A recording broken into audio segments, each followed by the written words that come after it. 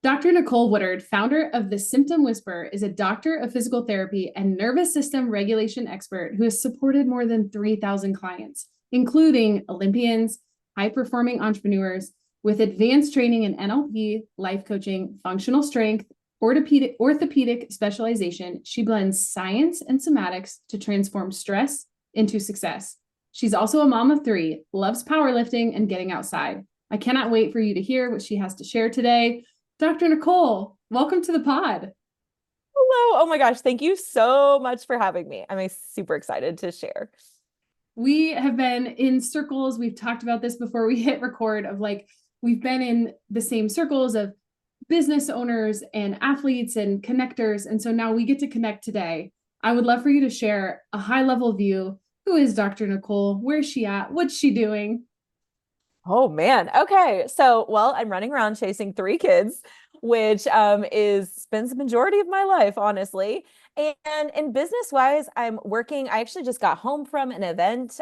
So one of my biggest passions is connecting with people real life in person and really being able to see how we move forward after that. Because I think you can kind of just get this big like kaboom whenever you're in person. And as adults, we don't get a lot of that anymore. We're kind of in our own little silos. So that's what I've been really working on, getting on more stages, talking to more people, sharing about my methodology and how it kind of came to be over time. Amazing. And so we were talking before we hit record, which is a common mistake that I make with all of our podcast guests. You're a doctor of physical therapy, and we were nerding out about your trajectory and your career path. You've gotten to work with some really cool clients. Can you kind of give us a behind the scenes of, okay, we know where you are today. You're working with entrepreneurs and working on, nervous system regulation, but what was the evolution and kind of walk through those stepping stones in your career? Okay, so when I first started in my career, I thought that I was going to want to specialize in spinal cord injuries, which I'm so glad that that's what I did my grad school education, because those of you guys that are unfamiliar with the medical system likes to separate out the body. So if something happens and they think it's with your brain, they're going to send you to neuro, which is kind of the brain specialty. But if something's happening with your elbow, they're going to send you to orthopedics and elbow specialty.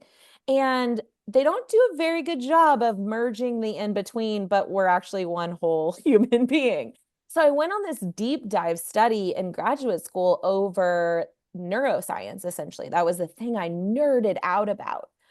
And what I realized was then as I got this opportunity to work in a Division I university, and it was all sports. It was this amazing program. We were actually in there to support the athletic trainers, took care of the day to day today, keep them on the field. And we, as the physical therapist, we would take anyone that it's like, listen, they've had surgery, they need more intensity, or this is someone that I'm just literally chasing them all the time because they've got injury after injury after injury. Let's put a pause on this and let's go on a deep dive and see what's going on. Discovered something really interesting. Most of the people were presenting with an orthopedic, a bone, a joint, a muscle problem, but they actually had a brain problem. The things were not connecting. The pathways were not going back and forth the way they were supposed to. And so I started to realize I'm like, oh, the spinal cord injury study that I did has actually been really helpful. And so I just started integrating that and growing it more and more and more and beginning to ask myself, can I get someone better faster? Can I refine these back to sport protocols better if I start incorporating neuroscience in the brain? And I really had some amazing cases. It's a scary thing. I'm sure a lot of athletes know this. I know parents are very aware of this and coaches, but the re-injury rate is over 50% within the first year after a major injury. And to me, I'm like, I was really unhappy with that. I'm like, I'm kind of a perfectionist. I'm recovering, but I'm like, so one in two of my people, I'm going to send them back out to sports and they're going to be back in here in a year. That is unacceptable to me. This is a traumatic experience when someone gets hurt. They have to sit out even for a game or for a season. And so I found that when I started incorporating the neuroscience, these people were only coming back to say, oh my gosh, like we won the World Series. Oh my gosh, we like did this, or I got into college and I got this scholarship because I was able to play. That was the reason they were coming back to check in, not because they were hurt again. And that was game changer. And so give us a behind the scenes look of pull back the curtain for us. What would like a day to day with a specific case look like? Okay, so one of my favorite cases, because he also ended up becoming one of my like really good friends, and he's a very high level mindset coach now. So I think it's really cool, is I had an athlete and he was a baseball pitcher and he had the potential to go to the MLB. So he was building up and building up. And prior to whenever I got there, he had already had two labral tears. Mm. So that's shoulder. Those people that don't know, shoulder labrum gets torn, and he had sat out for 2 seasons. So he redshirted for 1 season and sat out again. I come in and he comes in with a hip issue. So we don't know what's going on, but he's freaking out. I can't sit out another season. This isn't what I want to do. And we ended up spending, as you guys know, if you've ever had to go to physical therapy, you spend a lot of time with your physical therapist. So my sessions are usually anywhere from 60 to 90 minutes long. They're majority one-on-one. And so we started working through first with testing. And in the testing, I found that he still didn't have full range of motion back in his shoulder. But then I also found that he had a spine problem. He wasn't rotating properly with his spine. Then we pulled up, I was like, okay, if all of this is happening now, is it just because of your hip? So I said, pull up your pitching videos from before your very first labral tear. It was already there. He was putting all of that strain on his shoulder because he'd actually always had this hip issue. His hip range of motion, he actually anatomically, his hip was not shaped the right way. So then we started going through all these hip exercises, dialing in the stability. So do you have the flexibility, then adding the stability, then adding the strength. He was back in the weight room. Then we started adding different pitching techniques. And he was able to finish out his next 2 seasons. He got this huge award his senior year. And because of that experience, he went on and became a mental mindset coach inside of the MLB and several other Division I universities, because he was like having a space where I was learning about my body, but also where I was learning that there wasn't something defective about me, that there was a system and a process and a way to go through it. He said it just inspired me that I wanted to help other people that were struggling with this as well. And had you never figured out that it was his hip, it's a revolving door. He's going to keep coming back injury after injury. Are you allowed to share who it is? I don't, well, I probably shouldn't, because I don't know that I would that's have fine. but I was like, do I have his? I mean, I don't think he would mind, but yeah, so that was his story. And it was a really big deal for him. And if you wouldn't have found that, the thing that started to click into place for him, but it wasn't just I think this is the thing, is that it's usually not just one thing. It's not just one body part. It's really, how is all of this showing up in your day-to-day play? How is it showing up? You know, he kept constantly going to the mound saying he couldn't get any momentum. Well, anybody that's a pitcher knows that most of your momentum is coming from your lower body and your back. And so somehow all of that had just kind of gotten missed in the mix of things. He was good enough just naturally with his arm that he was overcoming that until the injury started. And then his hips and back couldn't take the load that it was actually supposed to be taking the entire time, which is why Right. it showed up. Do you feel like this is a common case for a lot of collegiate and professional athletes because they're working their way through their career and then they get to a level where now in the pros, my clients that are at the professional level, it becomes their job. They're doing this day in, day out. It goes from, hey, we're just practicing 4 or 5 times a week to we're in this every day. We have one rest day. Do Yeah. you feel like this is more common once they reach that higher level? Yeah, I think also they have more at stake. So they're also they're under a lot more stress, right? The higher we go up, the more things depend on us doing well. So at the high school level, and it's really typically about playing time. And then it's also about scholarships. Like, can I get a scholarship to the university? Once you're there, it's, can I keep this scholarship? Like, because if you can't, like if you get injured and you have no playing time, they can take away your scholarship, and then you have to figure out a way. Do I have the academics to actually stay here? Do I have to transfer to another university? Which I saw happen with several people. And it's a very sad process. And then the next question at that level is like, do I have enough to go pro? And people are pushing, and when they're right on that bubble, it's a lot of extra practice. They're still getting extra things. And they're all the qualities that we know that go into strong recovery: sleep, good nutrition. Those things go down fast at the collegiate level, fast. And most people don't get that back once they go into the pros. It's like, oh, well, I used to operate on 4 hours of sleep. I'll keep operating on 4 hours of sleep. I used to be able to do this and this and this and this. And when people don't go full-time pro, but even if they do, you're traveling time zones, which anybody that's read Dr. Mike Dubb's book, he really talks about how even just traveling time zones, it takes 1 full day of recovery for crossing 1 hour time zone. So if you cross 3 days, it takes 3 days to recover from that. So then if you come back, that's 6 days. These athletes don't have time for that? Like they're like right back into training. Look So at the just Big Ten. I mean, now we have UCLA, we have Maryland, we have Nebraska. I mean, I'm from Nebraska. We're a little bit lucky that we're in the middle, but look at these conferences now where these 18-year-olds, I mean, 18 to 22-year-old, a college athlete, they're flying out on Thursday, playing a series Friday, Saturday, maybe Sunday, and then their rest day is Monday, and then they have class again on Tuesday. And that cycle repeats all season long. And then we wonder why the physical body, I say the physical body is the last thing that shows up. Like, so by the time I see someone with an injury, I'm clocking that this stuff has been going on for a long time. Typically an injury is either like mechanically something has broke so bad that they can't move, or it's pain.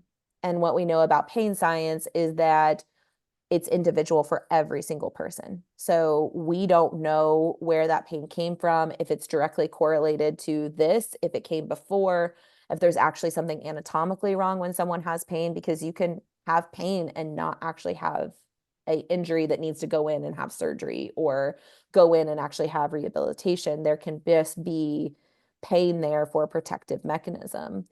And so when we start to see all these pieces come together, when I start to see somebody that has an injury, I'm already thinking, what in their life set them up for this? Because if all I do is like rehab their knee and they do some knee exercises, it's going to be a matter of time before they're right back in here. So we have to talk about all the other buckets as well. That's incredible. I would love for you to go a little bit deeper on that. The brain science of, I was going to go in the area of stress, but it's all related of stress, mindset, the mental side. And so I wrote down pain is a protective mechanism. I would love for you to kind of explain, when did you kind of discover this? How did you expand your research on this for a layman, right? Of like, let's nerd out for a second. Like, please drop some wisdom nuggets on this. I want to know more. Okay, so the way this really landed for me is I actually do dry needling. So I'm certified in functional dry needling. So anybody that doesn't know, it's a similar tool to acupuncture, but it's completely different in the way that we apply it to the body. So we're looking for increased knots or densification in muscles, and then we're going in and we're needling, going through as much muscle tissue or tendon tissue as we can. And then sometimes people hook that up to electrical stim. This was when things like in my head went like ding, ding, ding, ding, ding, because all of a sudden I had a tool that it was taking me, let's say someone sprained their ankle, for example, like they might be in my clinic 4 to 6 weeks doing recovery. Once I added in dry needling, like these people were ready for back to play like in a couple of weeks. Like it was significant. My favorites are back and neck pain. Like those are my two favorite things to treat. I just find them to be so fascinating and like so literally central to everything. And so back pain, neck pain, like resolved in 1 to 2 sessions, gone. And I'm like, what? That doesn't make any sense. And then you start diving into the science of it, and it's actually changing the way pain fibers are connecting and how quickly pain can be transmitted. So then I started thinking and started seeing research on, oh my gosh, okay, I'm actually taking away their protective mechanism temporarily. And then that's what's prompting this quick recovery. And I'm like, what are we doing in this time frame that's actually building them up so that they're safe? And did I actually discover why they needed this protective mechanism to begin with? Because I never assume that the body is wrong. I always assume that the body is right. So if the body sent you pain, I don't say like, oh, yuck, let's get rid of that pain. That pain's awful. I say, no, why would that be the absolute best thing that the body could send you? Because what we know about the brain is the brain cares about nothing except for your survival and your success. That's it. So it wants you to survive and it wants you to thrive. If you have set a goal that you're going to go be the best athlete in the world and you're going to go to the Olympics, your entire being is holding on to that and it wants you to get there. So why would your body then send you crippling pain 2 weeks out from competition? Fear Because of fear of yeah, failure, fear of injury, fear of, you tell me. yeah, exactly. It could be any of those things, right? That's where we have to start investigating. And then I'm like, okay, so what is happening in the brain? What is the mind saying right now?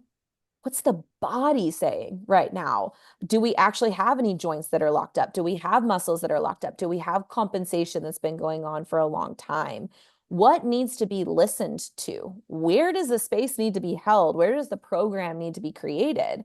And again, as a physical therapist, 10, 15 years ago, I was like, oh, I'm lacking because I can give them all the protocols in the world about their physical body, which I'm love and I'm freaking great at, and we cannot ignore those. But then I was like, I have a big gaping hole when it comes to fear, mindset, their thoughts, their beliefs about themselves, how those things are integrating. And so I started to grow in those avenues. And what we see is when we meet a protective mechanism with appreciation rather than you need to get rid of, again, then we can properly support the body, properly support the mind, properly support the goals of this athlete moving forward. That's incredible. So again, nerding out on this, is it a situation where Coach AB comes and knocks on the door and says, okay, great, we're in the middle of a dry needling session. Coach AB, come on in. Or is Dr. Nicole saying, right, now that you have these needles in you, which is so fascinating because it immediately takes me back to being on the table with one of my chiropractors, dry needling my shoulder. It is the most bizarre feeling of your body can feel as soon as he would hit on a spot. It was like, yep, there it is.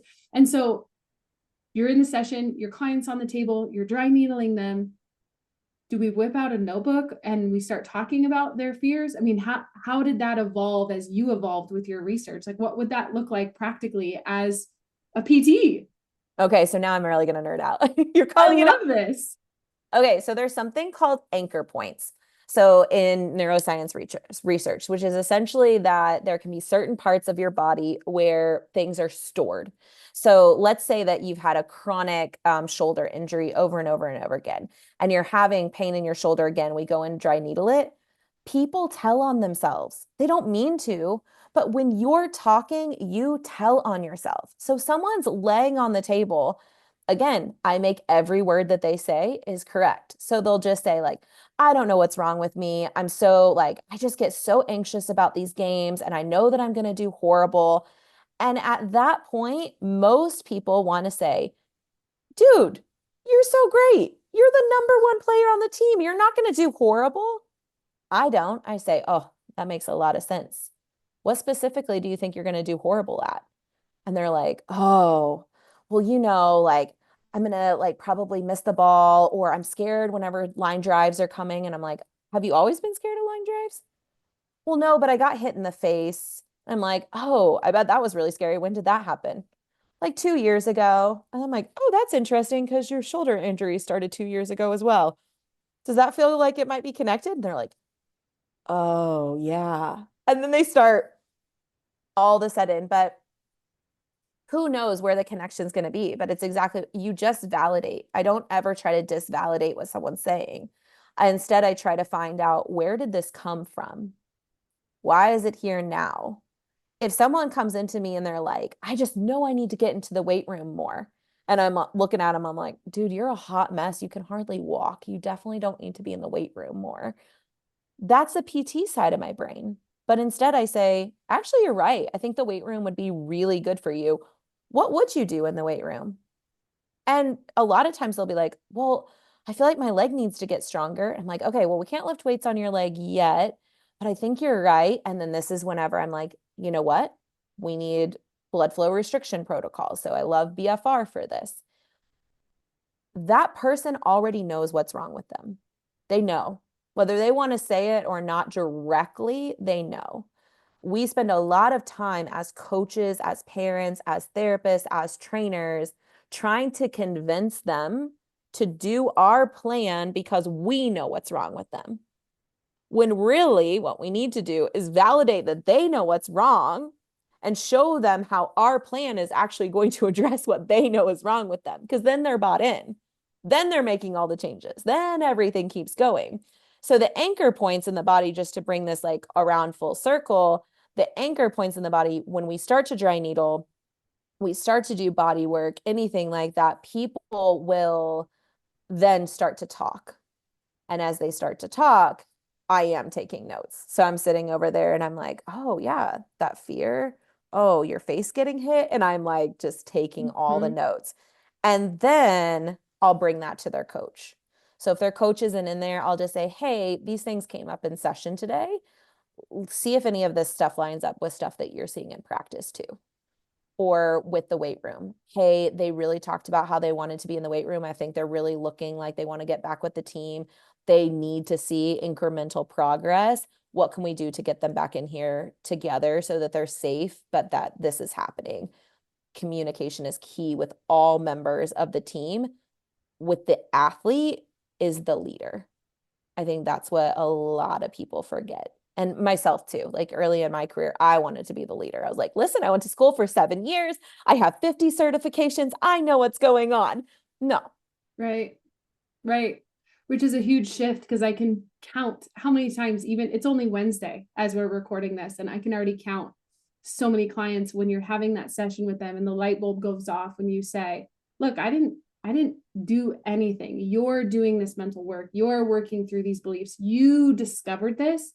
I'm just your guide on the journey. And so, oh my gosh, Nicole, like this makes so much sense. And the question that I had for you is, if you are dry needling these anchor points, do you feel like the physical release, once you get into that physical release of the pain, the emotional floodgates, it's just allowing the body to be safe and seen with probably the first coach that has actually validated their experience? Yeah. That was whenever I went and started getting a lot of these other skills in neuro-linguistic programming, which is essentially just like, oh, girl, we're just going to pause right there. NLP, like, let's go there because I wanted to. Yes. Okay. NLP, what is it? Why does it matter? Okay, so NLP, just like at the most basic level, is how do you communicate with someone else? That's all it is. So it's literally just, I honestly believe this should be taught in education. Every single year of education should just be a building block of NLP because we are missing basic communication as a human being. And what you're doing is you're essentially noticing how to listen to someone,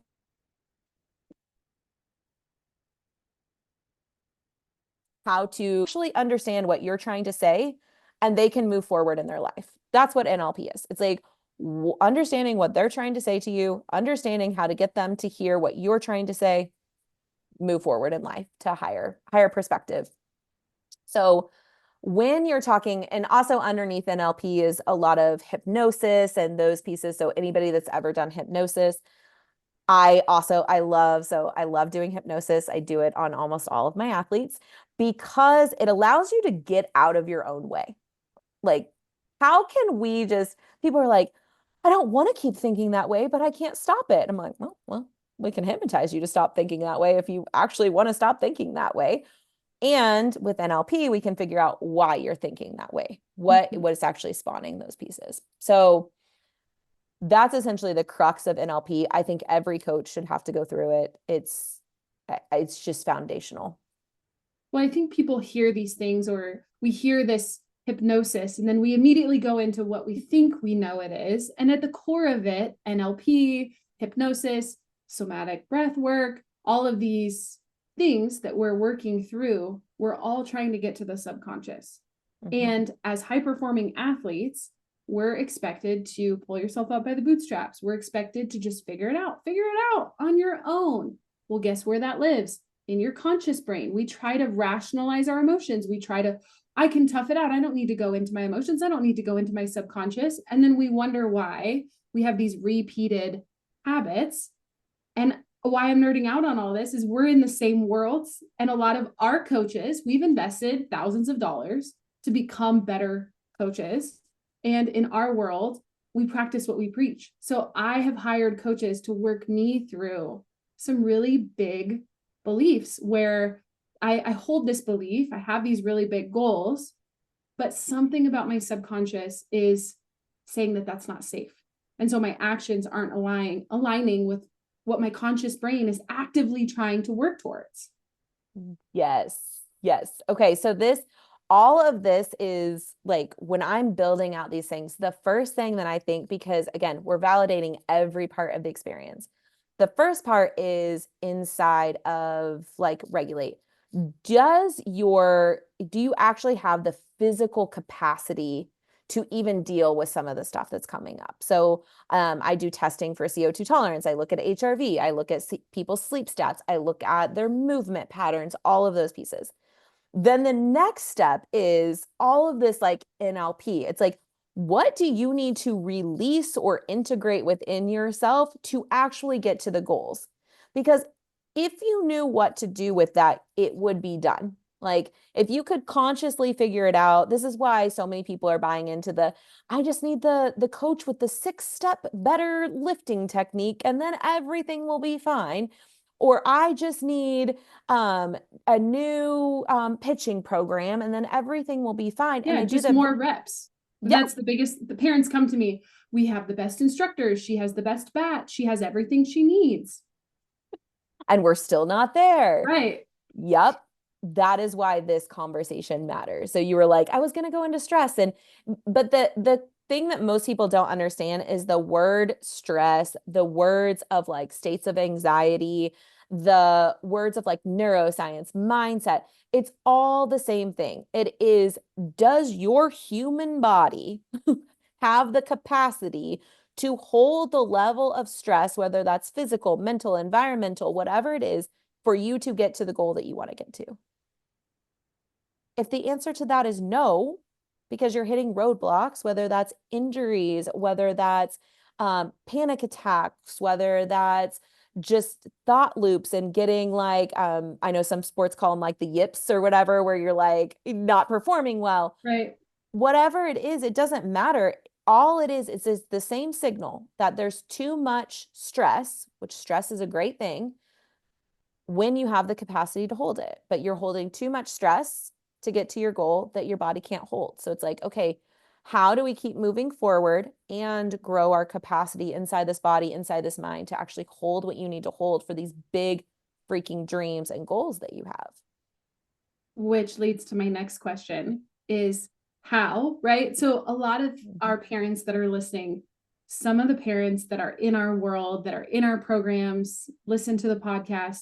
Some of these athletes are as little as 9, 8, 9, 10 years old that are playing travel sports year round. I get laughed at in these communities when I say professional athletes have an off season. Why are we not letting these youth athletes have an off season? Why are we not giving them rest days, snaps? Yeah.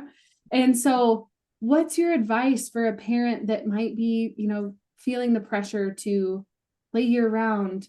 And then we're wondering why our 10-year-olds are lacking sleep, or they're not emotionally regulating, or even a 16-year-old or a 26-year-old. Like, there's got to be some give and take. What would be some practical tips for parents that might be hearing you saying, yes, Dr. Nicole, like, yes, this is amazing, but how?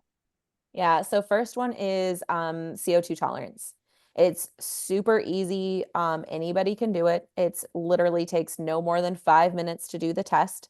So how I do it, because there's a couple of different ways to look. It just is going to tell you kind of moment to moment, but you can also track trends. So I would tell people it's kind of like resting heart rate. I would look at it first thing in the morning to see where your baseline is at, and then you can kind of get an idea. So what you're going to do is you're going to do 3 breaths. The first 2 don't necessarily matter. They're just kind of like reset breaths, in through the nose and then out through the nose or mouth. When you feel the need to take another breath, you're going to do your second breath, in through your nose, out through your nose or mouth. The third one, this is the one that matters. You're going to grab your phone or your timing device, whatever you have, a little stopwatch, and you're going to take a big deep breath in through your nose. You're going to start your timer. You're going to breathe out your nose only. Mouth is closed for as long and as slow as you can. Any interruption in air, so you run out of air, you swallow, anything like that, the test is done. So you're just going to look at the timer. What this will tell us is how our body is able to adapt to stress. How sensitive is it to stress right now? So if you wake up in the morning, let's say, and you do the test and it's like 48 seconds, which is fairly good. I'll go over the results here in a second. And you go and eat like a McDonald's Big Mac, it will plummet. So if you check it like an hour later, it will be significantly lower because of the stress of digesting food, high calorie food, very highly processed food, all of those pieces. You may have went through the line and the people were yelling at you and they were like, we don't have that. We don't have that. And you got frustrated, all of that. We only have a certain amount of stress that we can handle before a breaking point. The breaking points can be small and then they can get bigger, right? Not everybody's going to end up with an injury. Not everybody's going to end up with a massive case of burnout where they're like, no, I'm done for the season. I like mentally can't play anymore. Yet we all have these micro fraction points that sometimes we're like, let's just keep working through these. CO2 tolerance tells us, how long can I keep working through these? So when I first did CO2 tolerance, mine was a 7. This was after I went through a massive burnout and I actually shut my entire business down. And the whole time, what I kept saying to myself is, I know I'm a hard worker. Like, I don't understand what's happening. Like, I work hard and yet then I reach these breaking points and I just can't do it anymore. And I'm like, maybe I'm not a hard worker. Maybe that's all just a lie. Maybe I'm actually pretty lazy. And I'm like sitting with all of this stuff. And then I get the CO2 tolerance test and it's a 7. 0 to 20, you are highly sensitive to stress. You live in a high anxiety state majority of the time. So I get this test that's like, oh yeah, you cannot handle stress. And I'm like, oh, that explains why I feel like I'm constantly walking on a tightrope and like just waiting for the gentlest of breezes to like just throw me off into oblivion. Because that was the reality. That was my physical body. That's why I don't use mindset tools to scapegoat what's happening physically in someone's body. So I was doing all of the belief work. I was doing all the trauma work, but my physical body still could not hold more. So I started working on my CO2 tolerance. And now my CO2 tolerance hovers around like 43 to 48. So 21 to 40 is where most people here in the United States live. It's a moderate state of anxiety. You're moderately sensitive to stress. That's where most people live. 41 to 60 is where we want to see the average human beings at.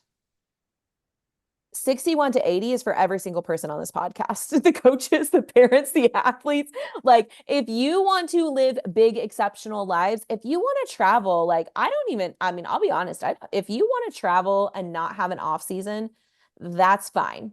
But you better be checking yourself to actually make sure that you're going to get what you think you're going to get at the end of that.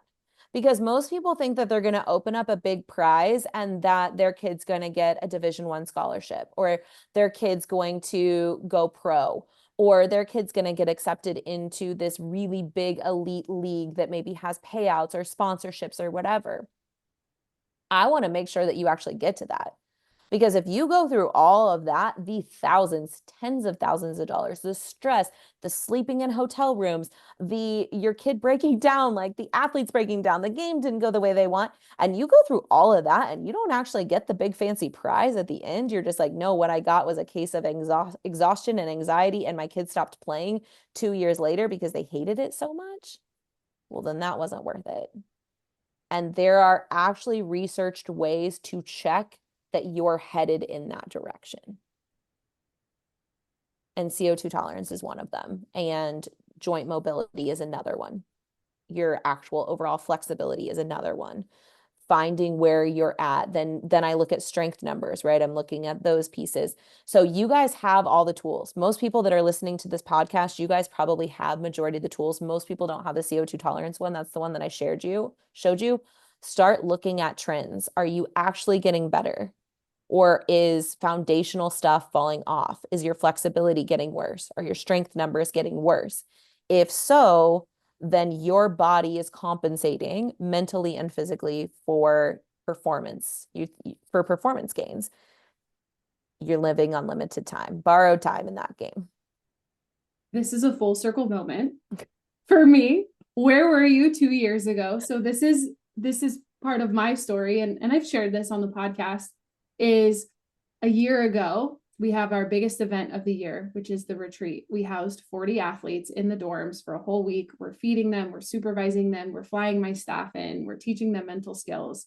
And the day before I was supposed to leave for this event, I was diagnosed with pneumonia and strep, or I think the strep was 2 weeks prior. I had strep 3 times in 1 year. And then the final like nail in the hammer was pneumonia. And when you talk about this CO2 tolerance, I don't know if that's a correlation, but these big business goals, these big life goals, I took that as a sign. And then I started working out again. I started lifting again. I started walking again. I've lost 15 pounds. And my business and my mental state has changed so much in a year's time compared to where I was a year ago. My physical body, and I do this work every single day. I was doing the thought work. I was doing the journaling. I was doing the beliefs. Just like you said, we were doing all of the mindset work. My physical body, I was running on low sleep. I was eating processed foods, and I was stressed out of my mind because I didn't delegate to my team. This makes so much sense. My physical body could not keep up no matter how much thought work I did. This is a light bulb moment. And so I'm thinking about the athletes, the girls that are in college. You get to college. Nobody's telling you what time to go to bed. Nobody's looking over your shoulder telling you to get 3 meals. Nobody's telling you have to prioritize protein. And then they wonder why they're burning out or why they're getting injured. This makes so much sense. Yes. And the hardest part, though, is that most people don't actually sit around and wonder why they're burnt out. They blame themselves. So like, I don't know what happened for you when you got pneumonia and your body's shutting down, but most people say like, I should have known, I should have been doing better. I should have gotten more rest. I should have done these things.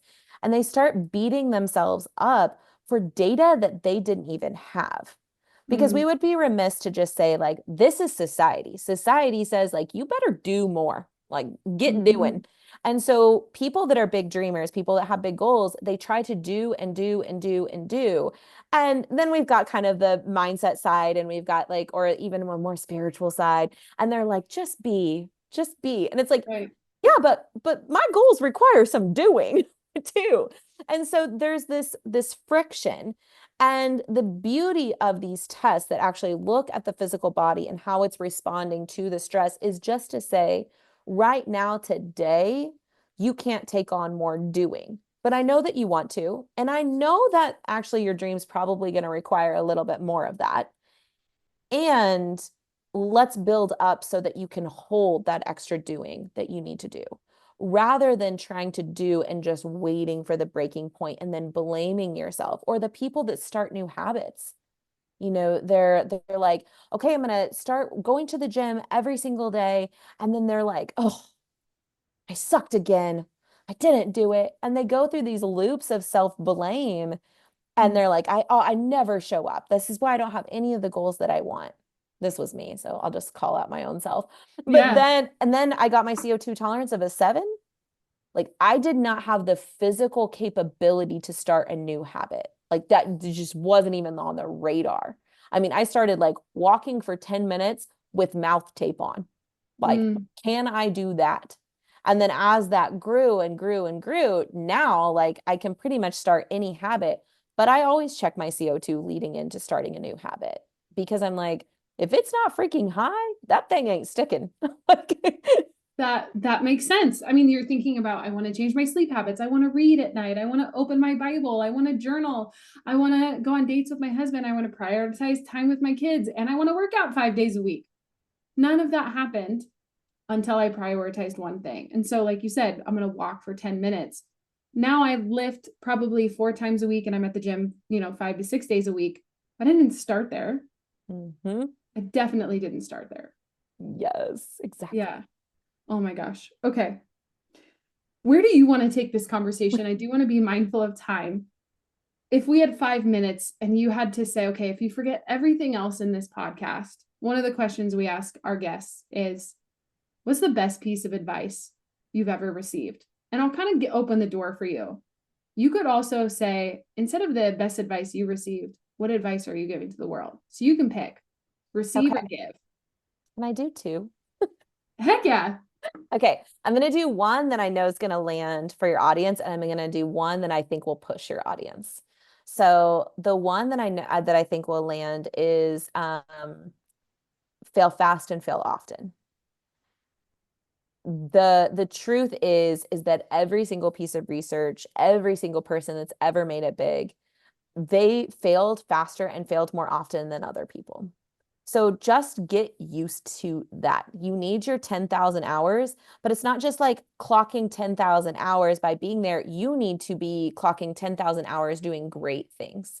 You need to be, okay, if I want to be a pitcher, your 10,000 hours are on the mound or building things in that direction, right? Which also means that you probably need another 50,000 hours in the weight room with the mindset coaches, those things just failing greatly. And so that would be the first one, because I think we get in our mind with perfectionism. So fail often and fail big. And then the other one is you cannot do it by yourself. We have got to have communities of people speaking the same language. So if anything that we talked about today hit anybody, get a friend, like send them this podcast. No, you did not pitch me to do this. And someone else has to speak the same language and hold you accountable, because we live in a stressed out, high-paced world that really praises hyper individualism. And we know it doesn't work. So get a friend that's going to start holding you accountable to some of these things. Like if you're an athlete, get a friend that's calling and telling you like, go to bed. And they're going to bed too. Get someone that checks in to make sure that you actually got your protein that day. And if not, they're literally carrying around a baggie of chicken breasts. Like if you're a parent, get around other parents that are speaking at a higher level, that are speaking in the language that you want your kids to hear. That is so freaking crucial, because you will fail if you try to go by yourself, and not in the way of like failing greatly and failing often, like not in that way. You will just fail because you're not surrounded by around people who are viewing success in the same way. So grab a friend, bring them on this journey, have them grab a friend and bring them on this journey. Get freaking robust. This world is requiring this now. Get 5, get 10 people, get people with different lived experiences, get people from different financial backgrounds, get people with different cultural backgrounds, and start to talk this talk together. And you will go so far, and you will take your kids with you if you're a parent. If you're a kid, you will take all of your friends with you. If you're a coach, you'll take teams with you. It requires community. And I am so glad you're in mine. Me too. This has been so awesome. Where's the best place to follow you if parents want to continue to, invest in their research, connect with you, follow your experiences in the research that you're doing? Where are you most active? Yeah, I'm most active on Instagram, Symptom Amazing. Whisperer. You can also find me on LinkedIn if you want to like dive deep on all the research content. You want to read more like articles and those types of content from me. I'm over on LinkedIn, Dr. Nicole Woodard, and I would love to connect with you there. Amazing. And we'll link both of those below. Dr. Nicole, thank you so much for your time today. This was Oh, incredible. thank you as well.